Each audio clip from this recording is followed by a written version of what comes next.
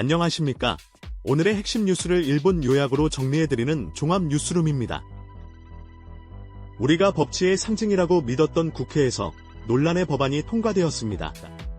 공소청법에 이어 중수청법도 여당 주도로 본회의를 통과했습니다. 이 법안들은 사법 시스템에 중요한 변화를 가져올 것으로 예상됩니다. 여당 주도로 권력기관 개편 법안이 통과된 것은 제도 개혁의 원칙적 절차 준수 여부에 대한 논란을 남깁니다. 이 사안의 다음 전개. 내일 이 채널에서 먼저 전해드립니다. 지금까지 그전 뉴스였습니다.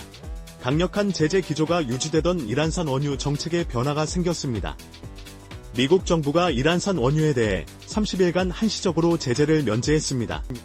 이에 따라 인도와 중국을 포함한 아시아 국가 정유사들이 이란산 원유 확보에 나섰습니다. 미국의 이란 원유 제재 완화는 국제에너지 시장의 현실적 요구에 부응하는 조치이나 제재 원칙의 일관성 유지 또한 중요합니다.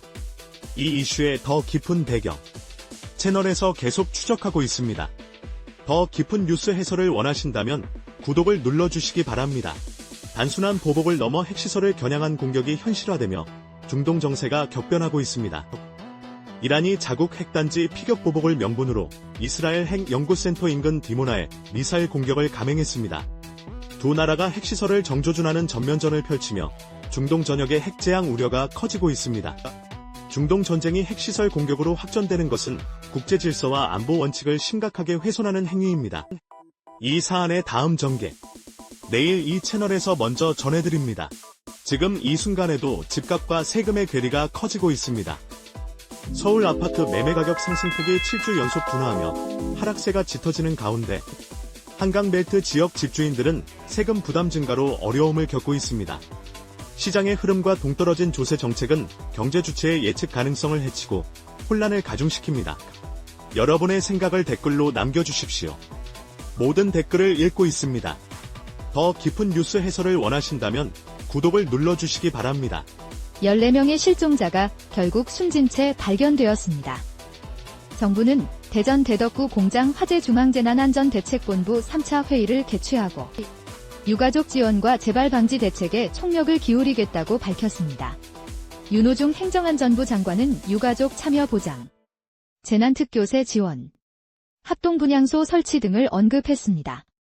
정부는 대형 재난 발생 시 신속한 수습과 유가족 지원, 그리고 근본적인 재발 방지책 마련에 국가의 역량을 집중해야 합니다. 이 상황 계속 지켜봐야 합니다. 도널드 트럼프 미국 대통령이 오늘 강경한 결단을 발표했습니다. 연방정부 셧다운에 따른 공항 혼란을 수습하기 위해 이민세관 단속국 요원인 아이스를 주요 공항에 투입하겠다고 예고한 것입니다. 국토안보부 예산안 처리를 둘러싼 여야 대치가 한 달 넘게 이어지면서 공항 보안 검색 지연 등 항공대란이 발생하자 나온 조치입니다. 정부 셧다운 사태는 국가 운영의 기본적인 책임을 외면하는 것이며 정치적 대립이 국민 불편으로 이어져서는 안 됩니다. 이 이슈의 더 깊은 배경, 채널에서 계속 추적하고 있습니다. 더 깊은 뉴스 해설을 원하신다면 구독을 눌러주시기 바랍니다. 오늘 준비한 단신 모음은 여기까지입니다. 편안한 하루 보내십시오.